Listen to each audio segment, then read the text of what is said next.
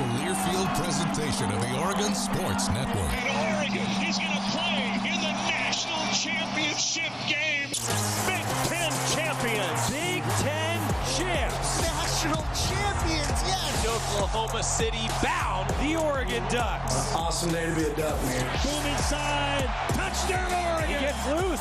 Fires. Hit. Pops the three. Oh, yeah. It's all Oregon. This is Duck Insider. Duck Insider. It's about how to be a group of people that know how to love each other to the absolute fullest. Pleasure, joy to be with them each and every day, and I can't wait for the future. It's just fun to be a part of a community that cares, that is passionate, and when we come together, powerful things can happen. This is Duck Insider on the Oregon Sports Network from Learfield, presented by OnPoint Community Credit Union. People are the point. Now let's go live to the Country Financial Studio to talk Oregon Duck Athletics. Women's basketball is 10-0 after a rivalry win last night against the Bees. We'll review it. Kelly Graves, I think, safe to say, pretty happy after that game. But the fact that Kelly Graves' theme post-game was, yeah, but there's things that the Ducks can improve. There's things that we can do better. I just went, that's a coach that knows he's got a good team and knows that there's some great potential down the stretch for this squad. We're going to zero in on women's basketball. Also a ton of recognition for Oregon football today. The National Signing period. I need to get better at that. It's not just NSD anymore. It's a 3-day period. The class is continuing to take shape. If you're following along via GoDucks.com, wasn't just yesterday. The Ducks are still adding some names officially today. Stay up to date. GoDucks.com. More info on National Signing Day, the early signing period that is underway yesterday and through tomorrow here around college football. We're going to hear from Dan Lanning, though. The Oregon football head coach did meet with the media yesterday. A lot to cover on his two coordinators, what to expect moving forward, where the Ducks are now coming out of a new recruiting class and heading into what is, admittedly, a big couple weeks of practice heading into the college football playoff. We'll see who the Ducks are playing and when the Ducks are playing coming up on Sunday.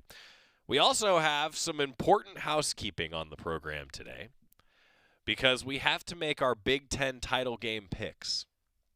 I will be on the road with Oregon basketball tomorrow. Chris Clayton will be here for you. A lot to cover with Chris Clayton. He's going to chat about a number of Oregon sports. But I thought, okay, we can make our title game picks today. Well, both Jerry and Georgie are out of town. So I need to qualify what we're going to do today. I have the timestamps.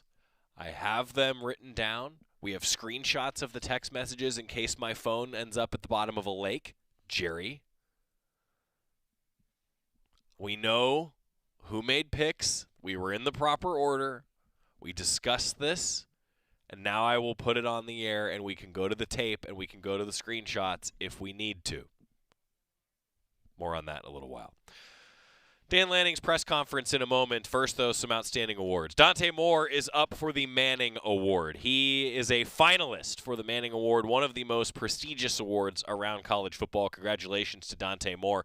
And now to the conference level. Oregon's Kenyon Sadiq announced on Thursday today as the 2025 Big Ten Tight End of the Year. He headlines the Ducks All-Conference honorees on offense. The best tight end in the Big Ten. Probably the best tight end in the country, Kenyon Sadiq. Sadiq and guard Emmanuel Pregnon were named to the All-Big Ten first team by the league's coaches and by the media today. Outstanding work by those two. They joined defensive back Dylan Thieneman as the Ducks on the first-team All-Conference selections. Center Iapane Pancho-Lalulu was named to the coaches' All-Big Ten second team, and left tackle Isaiah World was voted to the second team by the media. Dave Iuli was a third-team selection by the coaches, and Dante Moore was a third-team pick by the media. Oregon also had 10 total offensive players earn all Big Ten honorable mention. Here we go. Dave Iuli, Pancho Lalulu, Dante Moore, Isaiah World, wide receiver Malik Benson, running back Jordan Davison, Alex Harkey by both the coaches and the media, tight end Jamari Johnson, wide receiver DeCorian Moore by the coaches and the media, and running back Noah Whittington by the coaches and the media. A ton of honorable mention recognition at the conference level for the Ducks. To come back, though, to Kenyon Sadiq. I'm telling you, he might be the best tight end in the country. And we talked about that going into the season. Was banged up at times this year. Still led all tight ends in touchdowns. And he's just one touchdown away from tying the Oregon single-season record set by a tight end. He has a team-high 8 touchdowns. 9, and he matches the program record. He also leads the Ducks in receptions. He's second in receiving yards. And he's the first Duck to be a finalist for the John Mackey Award, presented to the nation's best tight end. Heck of a year. It's not done yet for Kenyon Sadiq. And then for Emmanuel Pregnon, came to Oregon, has started all 12 games for the Ducks, 11 at left guard, 1 at right guard. He made the ambidextrous flip at one point this season. And he's second among Big Ten guards with an 83.1 overall grade from Pro Football Focus. Meanwhile, Pancho Lalulu, a semifinalist for the Outland Trophy, has started all 12 games, the lone returning starter on offense for this Oregon team. Second among Big Ten centers, 4th nationally, with an 89.1 pass blocking grade by Pro Football Focus. Isaiah World, Dave Iuli, also along that offensive line. Outstanding work. And Dante Moore, a Manning Award finalist. Number 3 nationally in completion percentage. Number 6 nationally in passer rating. 24 touchdowns, 6 interceptions. Pretty great year. Signing class continues to take shape. Visit GoDucks.com for more info, including our Portland event coming up in February when the second signing period gets rolling, and then the class is fully complete. Let's hear from Dan Lanning. What's the head football coach think of perhaps the best recruiting class in the country, if you pay attention to such rankings? I think Coach Lanning would tell you they don't, but it's safe to say that their recruiting philosophy is working. Dan Lanning at the podium, breaking down this class. Been an awesome day here for the Ducks. Obviously, it's always an exciting day because this speaks to a lot of the future program. Really excited about the group of young men that we get to add to this team. I always feel like an important piece of what we do here is not just the guys we get to add and grow here, but the guys that we've been developing within our roster and the guys that we're able to retain. Really big, piece of focus for us.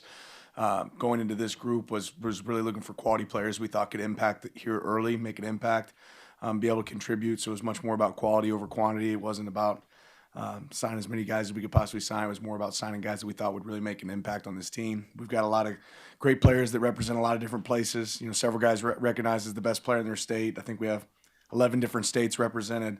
Guys from all over the footprint, which is always fun about Oregon, is we can go anywhere in the nation and find, great players, several multi-sport athletes. I think 14 guys that play multiple sports. That's always a big positive. Rankings can be overrated, but we signed some guys that are obviously really highly ranked and really, really good players, but more than that, quality people. You guys entered with a top 5 class, able to add a couple commitments, maybe more down the road. More importantly, you didn't lose anyone. You didn't have any decommitments or flips. What does that say about this program, about you guys, the staff, and about the players coming in? Yeah, I just think it's players come here for a reason, and there's a lot of reasons that go into that, but I think we have a really complete program, in a lot of ways. Everything that you're looking for from development on the football field and the opportunity to compete at the highest level on the football field, as well as what Oregon provides academically and the support that exists here. On our staff, the relationships, I think, are a real key here. Every player that we were able to sign, it's truly a complete staff effort. I think that speaks to this is a place that's unique, where it's going to be more than just a relationship with one position coach or one person on staff. This is a place where we team recruit and develop those relationships, and those have paid off.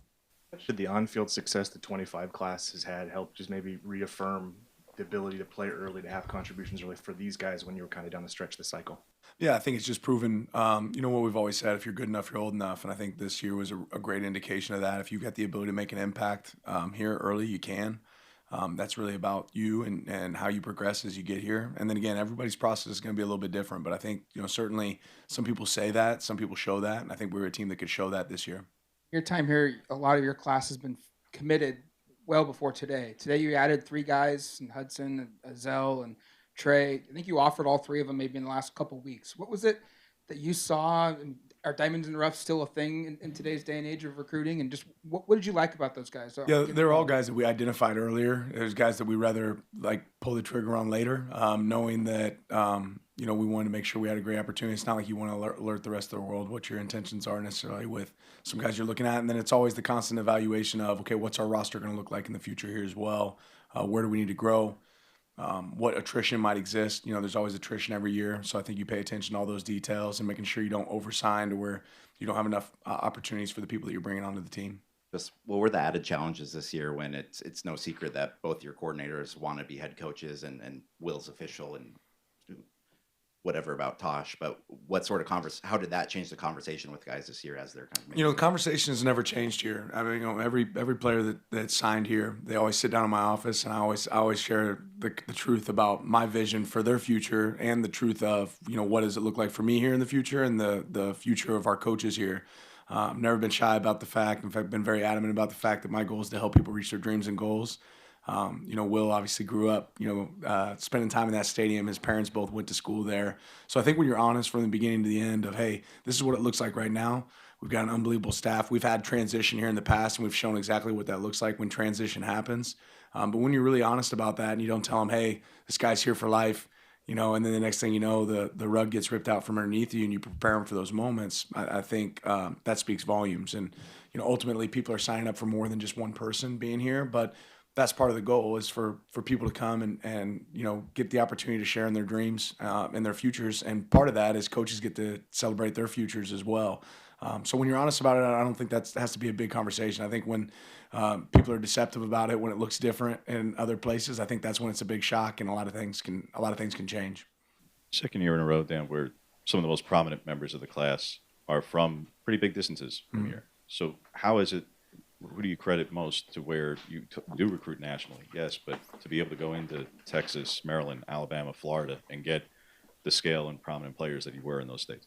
Yeah, again, I think it's about finding the right players that are willing to say, okay, I'm looking for the best, not the most convenient. It starts there, and then you have to have a staff that's relentless and willing to, take the long hours. I remember spending time myself and several other coaches on our staff during bye week, and everybody else on a Saturday might be sitting somewhere in back home watching game day, and we're on the road recruiting. And that's not necessarily the thing that you want to do on your bye week, but when you have an opportunity to go get great players, it's exactly what you need to do.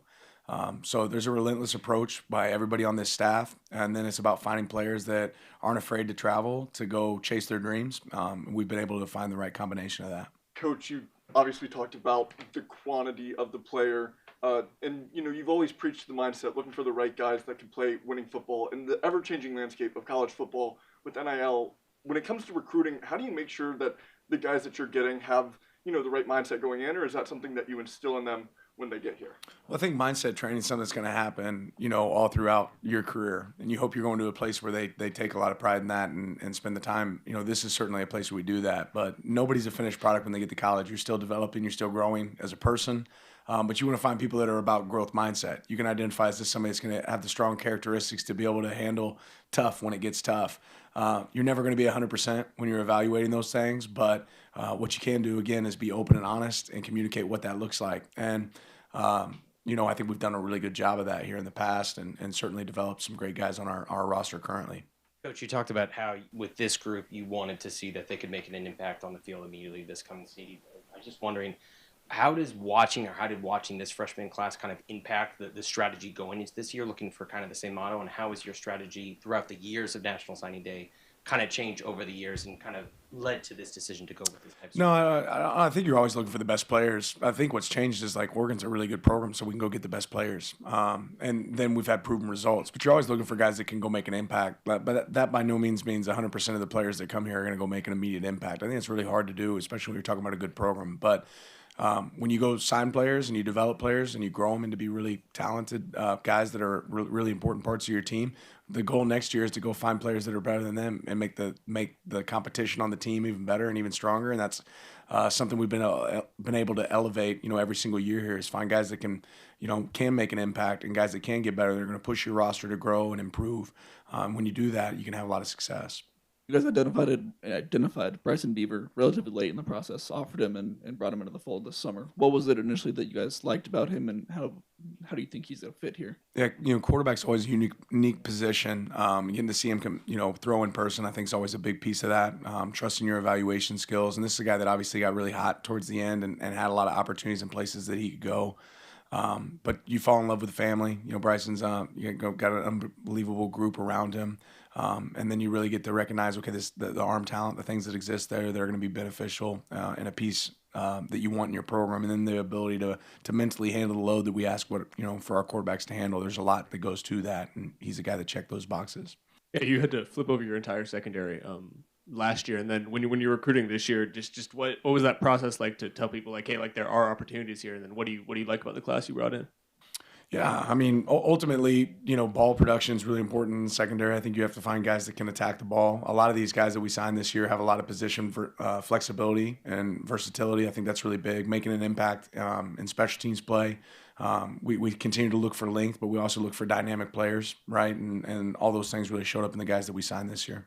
Just touched on it briefly, position versatility. Tre'Davious Ball is a guy that you've seen him here at Saturday Night Live before, but you watch his high school tape and multiple 100-yard receiving games. How much of a target is that to find that type of player at running back that can shift out to the slot? Because you got a couple guys here now that do that, and is that something that you're trying to add more and more of? You're always trying to add great players, and then I think the best coaches adapt your system to fit great players. We played more 21 personnel this year than I've ever played, in my time here, and that's credit to us having really talented players here that can do that. And T-ball, Tre'Davious is definitely a guy that fits that. You can flex him out and throw in the ball. He can run it from the backfield. He has versatility, and that makes him harder to defend. Once again, a really nice offensive line haul. Big, athletic guys. How unusual do you find it that you got two guys in Emmanuel and Tommy that are like 6'6", 340, but can do what they do? And are they guards or are they tackles? Do you guys have a sense on that yet? Yeah, these guys are super athletic. They're guys that we've been recruiting for a really, really long time. We think they both can play tackle, but they do certainly have position versatility, but see them there at the tackle position. They're both guys that you talk about recruiting for a long time. I mean, I remember seeing Tommy in a camp, 3 years ago, and same thing really with Manny in that situation. We spent a lot of time traveling to camps, seeing guys in action. Those relationships start then, and then it becomes the body of work of building that relationship and seeing what it grows into, and making sure you're still through that entire process. These are guys that can play for you at a high level, and we feel really confident in guys like that. Oregon football head coach Dan Lanning yesterday evening, meeting with the media, breaking down the class. More to say on all of these various subjects, but I want to come back to something that he mentioned there, and just to reiterate, he wants people to realize their dreams. And when he said that for the first time to Oregon fans 4 years ago, I think everyone was like, oh, yeah, like you want to help guys get to the NFL, sure. It's not just that. It's coaches. Helping coaches move up in their careers the same way that he did. Remember, Kirby Smart said, yeah, you go be the head coach at Oregon, but also be the defensive coordinator to go win a national title. He did that. And that's where you see guys like Will Stein now being able to do that, going to Kentucky, going to coach the team, hopefully, to a national championship. And as a result of that transparency, that honesty, and that drive for success, look at the results on the field and look at the results in the recruiting rankings when a lot of student athletes are like, yeah, I'm coming to Oregon. Time out. When we come back, more from Coach Lanning here on the Oregon Sports Network from Learfield. As a local community credit union founded by teachers, OnPoint is committed to supporting the students and faculty at the University of Oregon.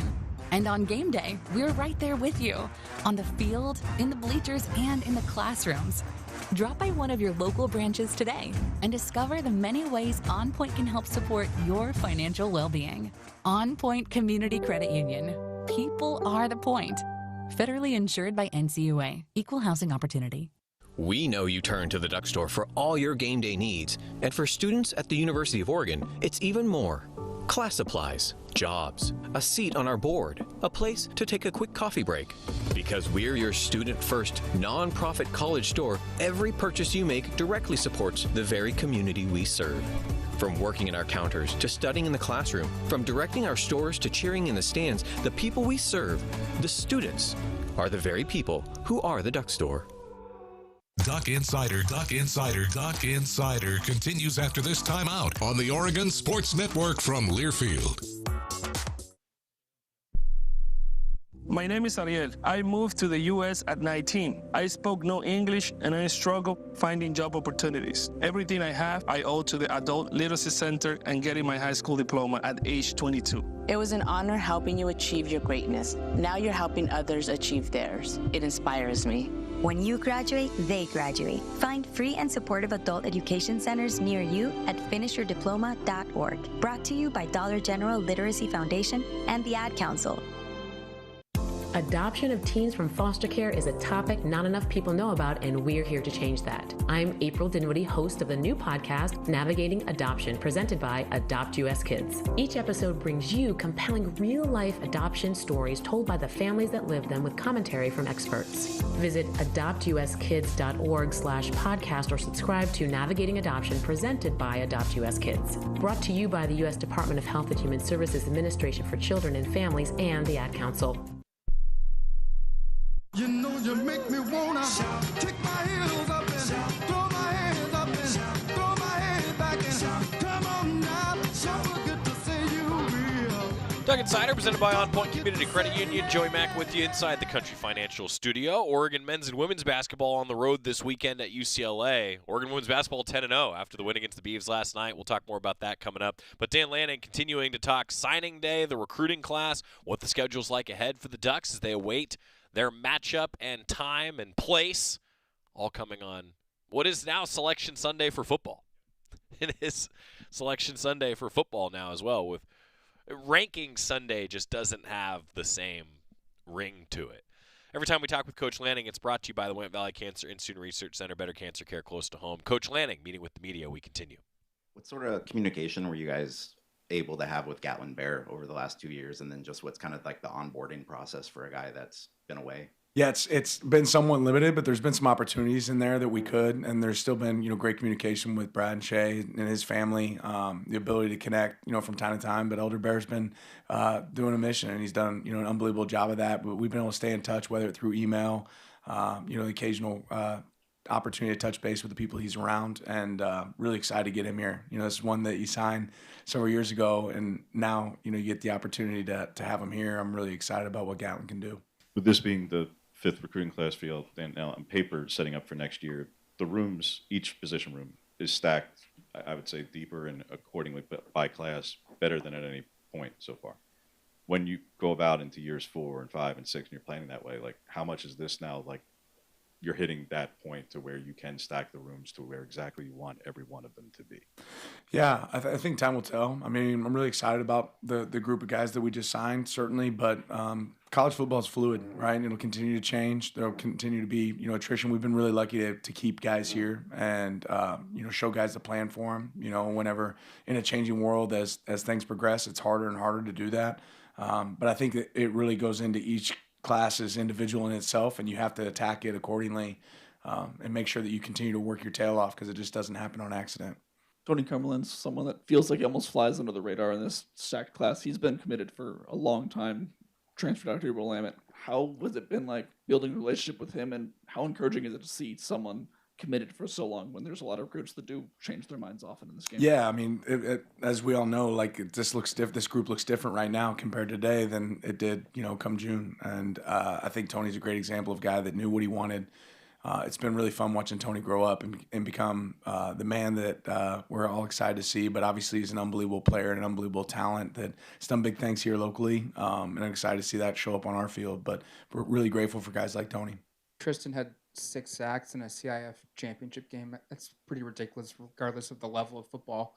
What do you like about him at linebacker, and just like his commitment to this program and impact he could have? Yeah, Tristan's a guy that reminds me a little bit of a guy you guys are all familiar with, and Bryce Betcher, is just as far as how much he loves the game of football, how intense he plays, the level of intensity that he enjoys training. He works extremely hard, so he has all those traits that you're hoping that you see, in a linebacker. And obviously he's had a great season. I'm glad that he's going to get to be a part of what we're doing here. Would a coordinator who doesn't have aspirations to be a head coach jive with your personality? Yeah, for sure. I mean, I guess. I don't know. I've never really thought about it that deep. Zach's question about Tony and just having somebody here locally, that commitment to move from Arizona up here, what does that say about him, but also what does that allow him to do in terms of getting ready, being in the community, maybe spending a little more time here being kind of local? How does that benefit him? I think there's benefits from just a familiarity standpoint. I think ultimately that's a decision Tony made for an opportunity to get somewhere where he felt like it was going to put him in position to be where he wanted to be. 3 years from there, 2 years from there, and the great part about that is, there's a piece of where he can come over here and visit campus quite a bit. Over the last year, which was awesome for us, and Coach Line did an unbelievable job. There at Willamette with Tony, and he's done it with several players, and obviously him being an alum here at Oregon, is certainly a benefit as well. It's exceptionally rare for anybody to go into Mobile and be able to pull a player out of there who isn't from the state or the Gulf region.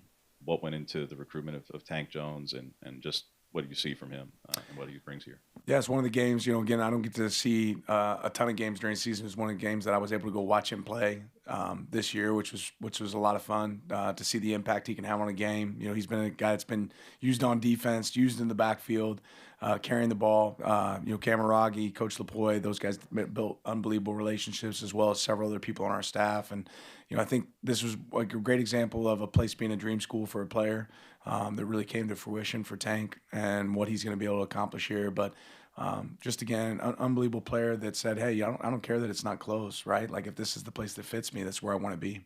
You've hired and worked with 3 coordinators in your time at Oregon. Are there certain things that you initially didn't think were really important as far as traits go with Tosh or Kenny or Will that now that you've worked with them, you're like, oh, that's something that I need in a coordinator going forward? I think what I would say is you realize what traits are maybe more important than others. And I've been really blessed to have unbelievable coaches here, but like the most important traits aren't always the most important traits that other people think. To me, it's about the ability to be humble, the ability to work with others, right, and share a creative space to realize it's not just yours, it's others, right? A lot of people are involved in having success on offense and defense. We've been really fortunate to have coaches that realize that, to recognize that it's not their call, that it's the player, right? That's really the secret, is having great players and having guys that can execute at a high level, that accountability is necessary, and then being humble enough to, again, realize when you make mistakes so you don't make the same mistake again. I think a lot of those things don't necessarily exist in the game, and all those traits are way more important to me than how much football you know, what you can draw up on a dry erase board. Like, none of that matters if you can't teach a player to do it and they don't know that they love you and you care about them. Like, all those things are way more important to me than a lot of the things that I think people evaluate when they're going through that process. In your opening statement, you also addressed retention of players. In today's day and age, with how quickly and how easily people jump into the portal, how important is it to keep that player retention, and sort of what impact does player retention have on recruiting? Yeah, I mean, I think they're all tied together. It's all hand in hand, and really what it has a lasting impact on is your team, right? There's several guys on our team that made a huge impact this year that didn't have as big a role as last year. And strength in numbers, like, this is, of all the years that we've talked about that really applying, like, this year is a great indication of, we're going into a couple games this year. We have multiple starters out because of, injuries here or there. That retention is part of what pays off in those moments, and guys creating moments for themselves because of how hard they worked. And you never know. Life's hard, right? Football's hard. It's a hard sport. Some people give up right before they reach an opportunity and what they can create. And we've had a lot of guys that have battled through, didn't necessarily have the easiest path of the field, and figured it out because they were able to stick around and say, I'm just going to work hard and see what comes out of it. And we've had a lot of guys benefit from that. This team certainly benefited from that.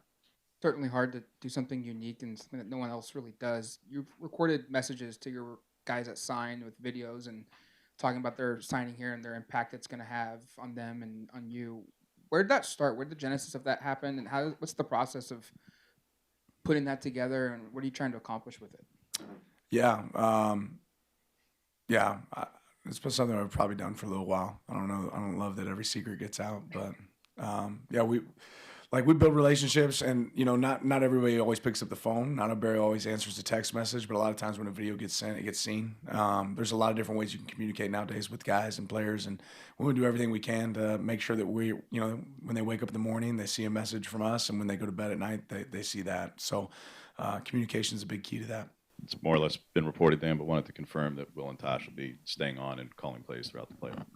Yeah, certainly the plan is for those guys to be able to help us as we go through and chase what we want to finish this season. That was, I think, the last player to get to across the finish line before this. I'm just curious on your thoughts on him and that 6'5", 205. The athletic traits are kind of unusual. What can he offer? How many positions can he play? What can he be here? Yeah, I think the options are limitless when you see a player of Jet's ability. He's got, great ball instincts. He can attack. He's a physical hitter. You look at a lot of things that we were able to do with Dylan this year, Dylan Thieneman in his stack position. I think Jet, translates to a lot of that stuff really well as well. But ultimately just a really great program there at Bishop Gorman that's turned out a lot of phenomenal players, a lot of success. The guy knows what it means to be a winner, right? And you want guys in your program that knows what it means to be a winner. He comes from a family of athletes, so just excited to see what he's able to do here. Long before you got here, there was a sense that, or a notion that you couldn't recruit to Oregon, that it was too hard to get kids up in the Pacific Northwest. You've obviously proved that not to be the case. Do you take a sense of pride in that and just showing that, hey, it's, you can do this if you put the work in and you hire the right staff around you? Yeah, I just take a sense of pride in the product that we have here. And again, that's credit to our players and credit to the coaching staff that I get to work with every day. This is an unbelievable place, and it's awesome that other people get to recognize what exists here and what's continuing to grow here. I think it's a foregone conclusion that you'll be rooting for Kirby and your former program, but will you be also rooting for Texas Tech this weekend? No, probably not. I mean, no. I'm going to enjoy some good football games this weekend. I'm not rooting against them. Cutter Left, which is on our staff, his brother's over there. Sure, I hope they have success. I'm just going to root for some good games. Probably like all you guys on Saturday. You want to watch good games. That's true. I do like watching good football games. Dan Lanning is right about that, as he's right about, well, pretty much everything, the way things are going for the Ducks right now. Now, that being said, Ducks aren't playing in one of these title games. They do have a blemish on their schedule. But I think the resume is still pretty darn impressive. We're going to break all that down, I'm sure, quite a bit as we head into next week. That's Dan Lanning breaking down the recruiting class and more for the Ducks. When we return, women's basketball is undefeated. Keep it here on the Oregon Sports Network from Learfield. Hi, Jan from Toyota with a holiday message. Toyota-thon, Toyota-thon, Toyota-thon is on. Dealer inventory may vary. Toyota-thon ends January 5th. See your participating dealer for details. Toyota, let's go places. As a local community credit union founded by teachers, OnPoint is committed to supporting the students and faculty at the University of Oregon. And on game day, we're right there with you, on the field, in the bleachers, and in the classrooms. Drop by one of your local branches today and discover the many ways OnPoint can help support your financial well-being. OnPoint Community Credit Union. People are the point. Federally insured by NCUA. Equal housing opportunity. Hi, Jan from Toyota with a holiday message. Toyota-thon, Toyota-thon, Toyota-thon is on. Dealer inventory may vary. Toyota-thon ends January 5th. See your participating dealer for details. Toyota, let's go places. Back to the Country Financial Studios in 60 seconds. This is Duck Insider from Learfield.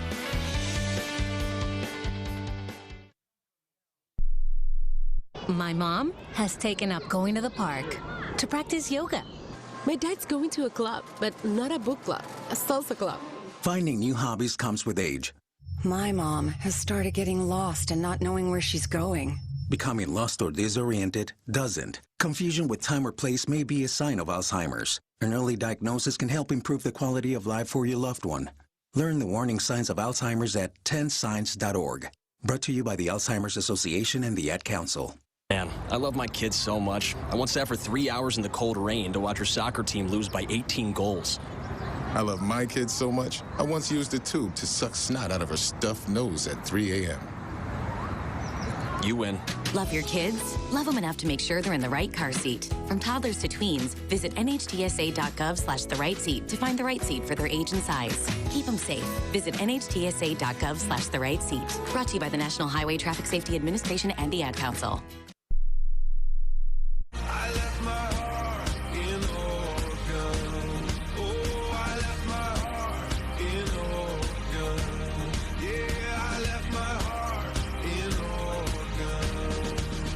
You love to see a rivalry win as we welcome you back to Duck Insider, presented by OnPoint Community Credit Union. That's what Oregon women's basketball gave us last night. A 96-73 win against the Beavs. Oregon pretty darn efficient.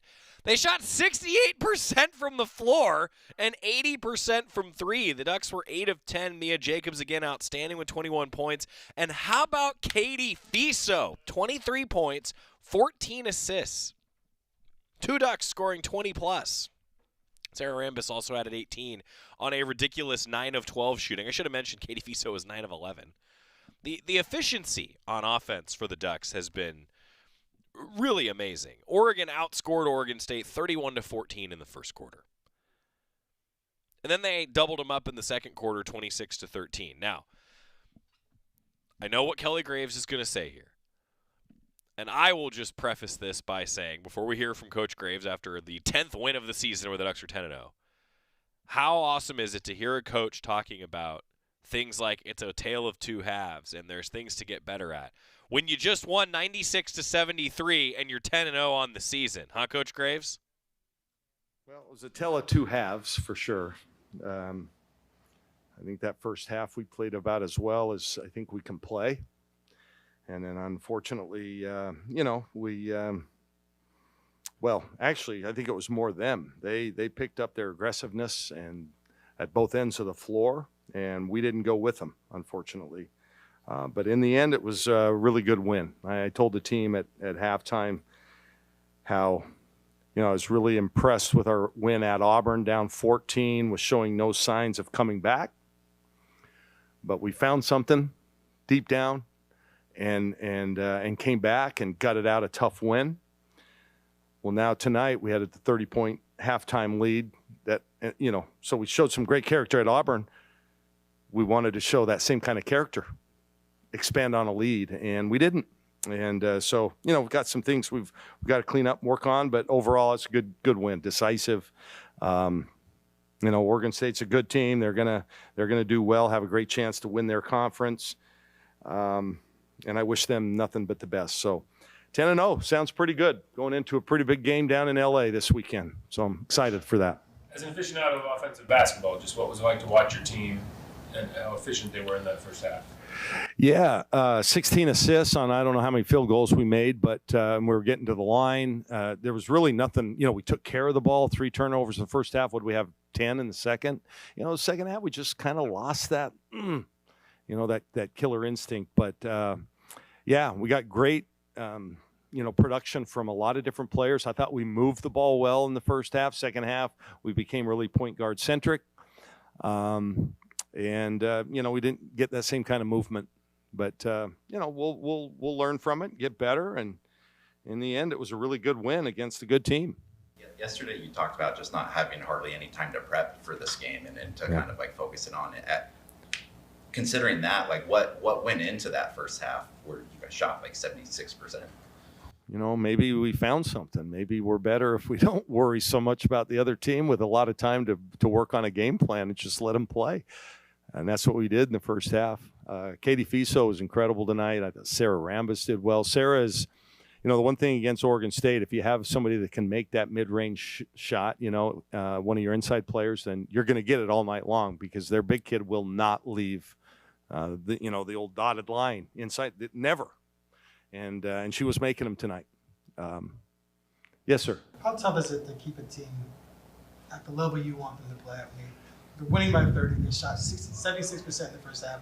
That's almost impossible to maintain, but how do you try and get that's you just continue to work at it, and part of it was me. I don't think I coached very, very good in the second half. I kind of got on them a little bit when I could tell that, we weren't playing as hard as we did in the first half, and that may have affected them in a negative way. I got to be a little bit more supportive, I guess. It's hard to do against a really good team. I mean, Scott's one of the best coaches in the country. And he has just a tremendous program. You knew those guys weren't going to go down like that. And they came out and showed what they're made of, a lot of character. But that's a good question, Aaron. I'm seriously, it's hard. No, it's hard. No, it's hard. It really is hard to do, to maintain that kind of intensity for 40 minutes. I'll follow that up with maybe a dumb question, but how much does it help when your point guard has 14 assists, which was almost a school record? How much does that just make everything work? Yeah, she's been amazing the last couple of weeks, you guys, playing so well.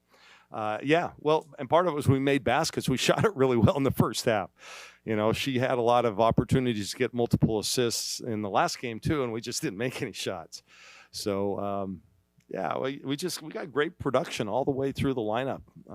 Mia, broke out of her. She kind of had a tough trip and played well tonight. And I thought our bench came in and did a really good job. We expanded the lead when we went with, Janiah Williams and Amina and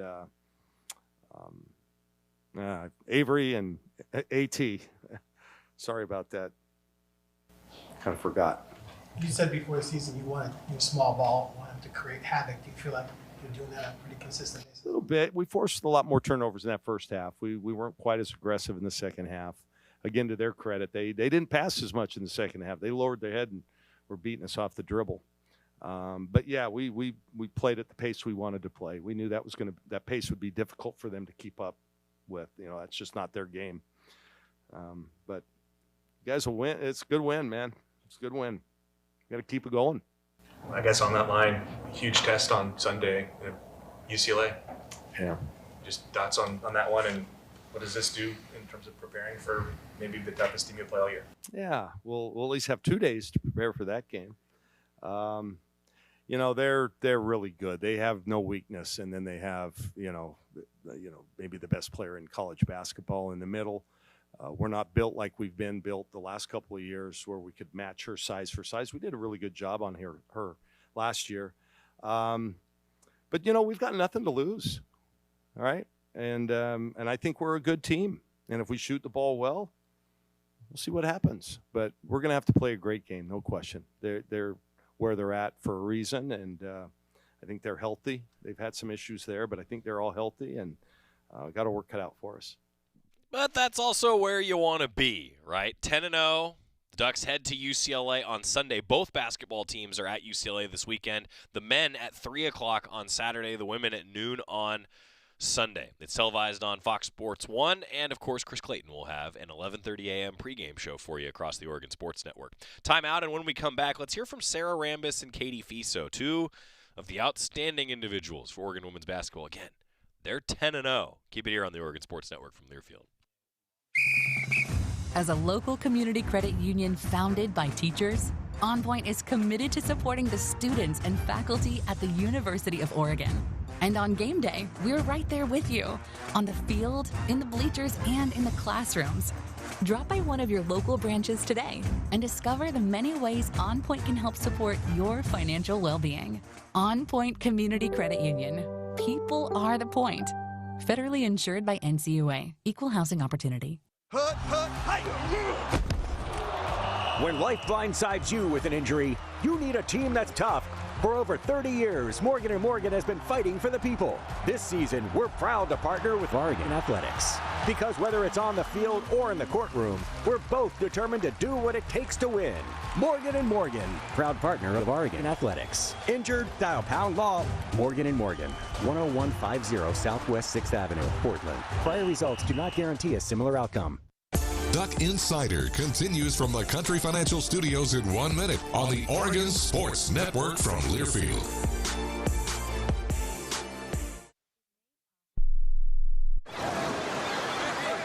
Hear that? That's the sound of your life. Perfectly imperfect. Beating in rhythm to the world you've created.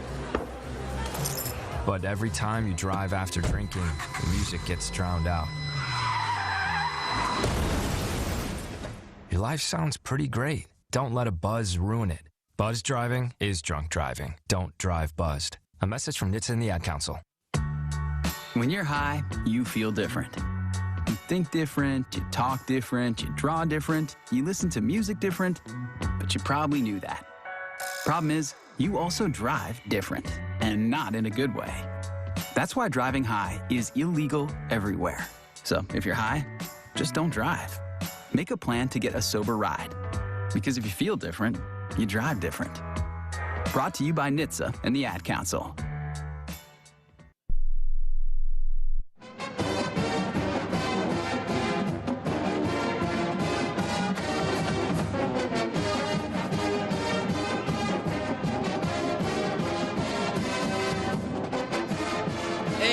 rivalry win for Oregon women's basketball last night. The Ducks trounced the Beavs 96-73.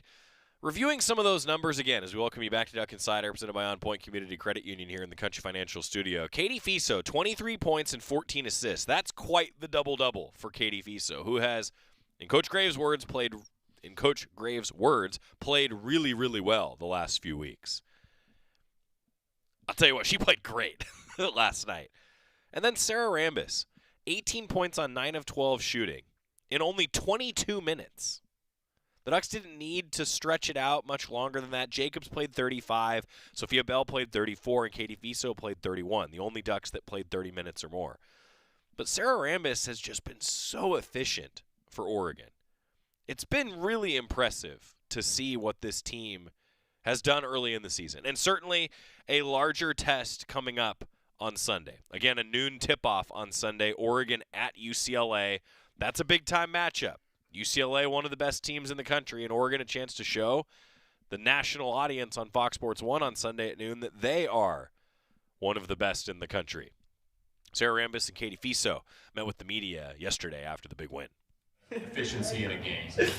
Hey, I work on them, every day, but I don't know how much I shoot. We always doing that in warm-ups and practicing. That's the main shot we work on in practice, so I was able to knock it down, as y'all saw.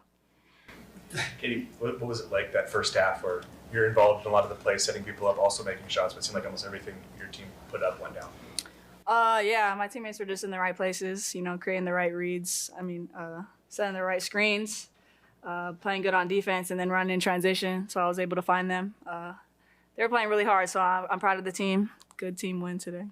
Does 14 assists being almost the school record, is that Sabrina had 17, that's what you're chasing? Is that something you care about? Are you aware of that? Yeah, nah, not really. I just be out there hooping, to be honest. I'm kind of just go out there, and if it gets close, I'm like, oh, shoot, like, hey. But most of the time I'm just going out there to get the dub for the team. Whatever my team needs, I usually provide. In the first half, you guys forced 14 turnovers and scored 21 points off of them. What was working defensively for you guys? Just keeping the pressure on them. We didn't want to let up. Just keep the pressure up. How much did you feel like Ari set the tone that way? She had a block, a couple steals, took a charge, I think, early. Yeah, Ari does. She's one of our best defenders, and she creates a lot of chaos on defense, which is great for us. Creates a lot of good momentum on offense, the offensive end. So I'm proud of her. She does a lot of the little dirty things that doesn't really get on the stat sheet, and she works hard, and you see it in practice every day. I see it in practice every day, and it encourages us, and it kind of motivates us to want to be better defensively for her. So just carrying that as well. You guys shot nearly 70% from the field, 80% from three. How do you explain just 60% from the line then today too? Is that something that coach talks about afterwards? No, I think he's talking about in general, right? Our shooting percentage. Oh no, you guys were free 70% throws from the field, but at the free throw line, you guys were just like 60%. Yeah, it was just a focus thing. I feel like I'm saying little things, I don't know. I don't know what was going on. It was just one of we're usually not like that though. It was personal coming into this game, Civil War, Hey, we were setting a tone, My last time I played it was my freshman year. Things ain't go as planned. So, we had to turn that around. They was ducking smoke last year. Y'all heard. So Yup. They ain't want it, and we could tell. Coach Graves' only nitpick was his third quarter. He thought you guys lacked intensity in that quarter. We also give credit to Oregon State. Is it tough to come out in the second half when you're up 30, playing as well you guys are, to maintain that intensity? There was a big drop off definitely after the second half, and if we want to be a great team, we got to keep that same level of intensity, same level of discipline that we had in the first half to finish out games. And I think that was the one thing that coach was instilling in us and emphasizing, finishing out games, being disciplined, being a mature team. It don't matter if we're up or down. We got to keep the same intensity all game. So I think that's just a lesson we can learn from this game, learn and grow. Here we are, two players in Katie Fiso and Sarah Rambis, echoing their coach's sentiments. Like, yeah, it can be tough when you're up 30, but you win 96-73. But there's things to improve on. That's the kind of conversation that you want to be having in December. Great work from Oregon women's basketball thus far, but certainly the competition level goes up a bit against UCLA. UCLA is the number 4 team in the country right now. Their only loss is to the then-ranked number 4 Texas. They played in the women's version of the Players Era tournament that the Oregon men were in. Texas beat them 76-65. They rebounded to beat Duke 89-59. The UCLA women did. They also have a win against number 14 Tennessee 99-77 in Pauley Pavilion. That was on Sunday. Now it's Oregon. They've had a chance to get ready for Oregon for an entire week. It's on Fox Sports 1. Chris Clayton's got an 11:30 pregame show for you on Sunday as Oregon women's basketball heads to UCLA. Huge test, no doubt about it. But these are the sorts of games that you want to be in here in December. Conference play begins for both Oregon basketball teams this week. The first one for the Oregon women is against UCLA on Sunday. Oregon men, 3 o'clock on Saturday. The Ducks play at UCLA. This will be a tough game for the Ducks. They're televised on Peacock. I'll have the call down there with a 2:30 pregame show against UCLA. That's a Bruins men's basketball team that lost by 8 points to Cal. The only other loss on the schedule to a pretty good Arizona team. Both UCLA squads will be tough. Now, the UCLA men are 6-2, but I want to point out that last night Washington gave them a game. It was 82-80, and UCLA was able to get the win on the road. Now they come home to host the Ducks on Saturday. Some good basketball games this weekend. When we come back, Big Ten picks. It went well this year on the Oregon Sports Network from Learfield. At Shadow Hills Country Club, we're more than just an award-winning golf course and practice facility. Our events team offers all-inclusive event pricing that allows us to take care of all the details while you enjoy your event. Our indoor and outdoor venues offer you a wide variety of fully staffed options that put the focus on you. From weddings to business and social events, at Shadow Hills Country Club Events Center, you get the benefits of a resort atmosphere and amenities in a peaceful country setting, just minutes from downtown Eugene. Call for a tour today or visit shadowhillsevents.com. Hey Duck fans, at Country Financial, they make insurance easy. Whether you're shopping for home, auto, or more, their representatives will take the time to understand your specific needs and explain what options work best for you. Worry less and feel more confident knowing you're covered. Visit countryfinancial.com to get started today. Experience more with Country Financial. Auto and home insurance policies issued by Country Mutual Insurance Company, Country Preferred Insurance Company, and Country Casualty Insurance Company, Bloomington, Illinois. More Duck Insider from the Country Financial Studios after this on the Oregon Sports Network from Learfield. I'm Chris Jakimick. I served in the United States Air Force and I deployed 3 times. Being a veteran, it's interwoven into your DNA. It is really the absence of the connection and the purpose that can really drive a lot of veterans to some negative thoughts. For those who are in a suicidal crisis, the window of time to save somebody's life is very short. Our duty is to protect ourselves and protect our families. And one way you can do that is store your weapons safely. Store all your guns securely. Help stop suicide. Brought to you by End Family Fire and the Ad Council. This message is for Karina, our mom who finished her high school diploma at age 28. Hi, Mom. It's Emmettith and Nicholas. Congratulations on getting your diploma. You worked so hard and have taught us so much. We love you. When you graduate, they graduate. Finish your high school diploma for you and for them. Visit finishyourdiploma.org to find free and supportive adult education centers near you. Brought to you by the Dollar General Literacy Foundation and the Ad Council.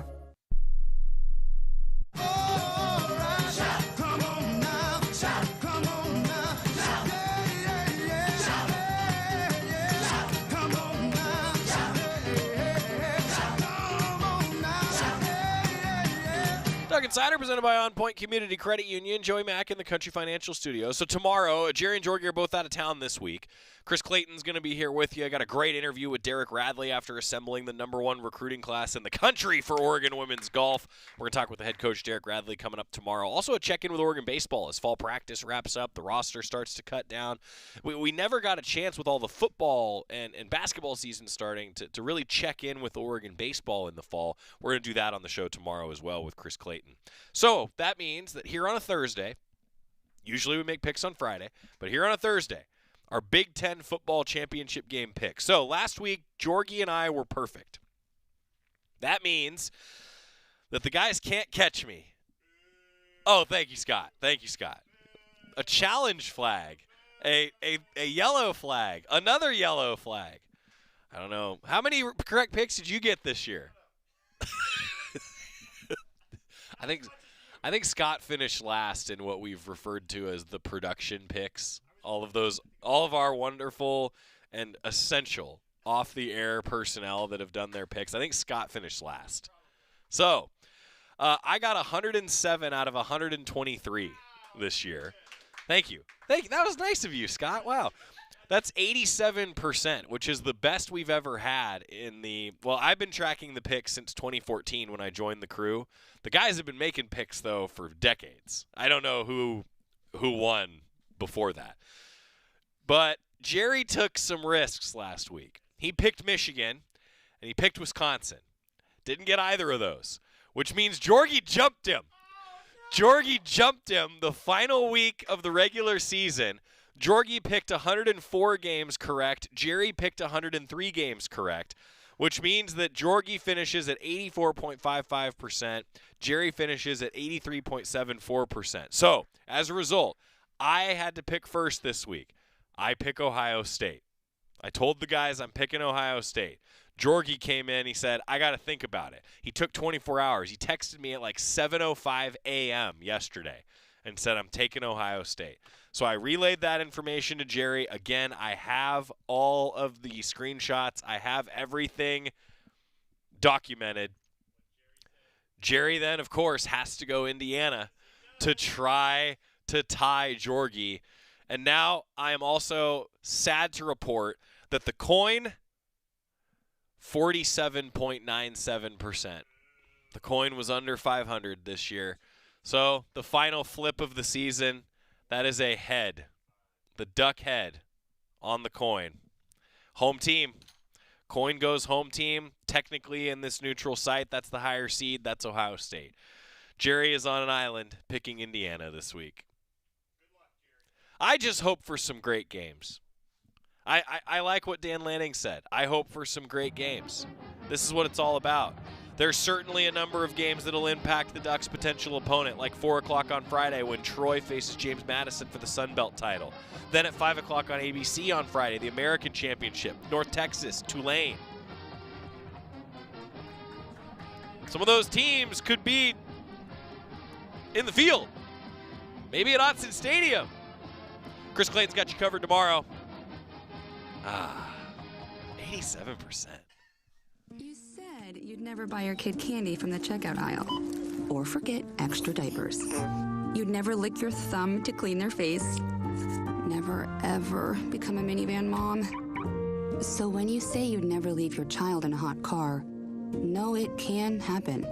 Cars get hot fast, and kids can be at risk in temperatures as low as 60 degrees Fahrenheit. Never happens. Before you leave the car, always stop, look, lock. Brought to you by Knits.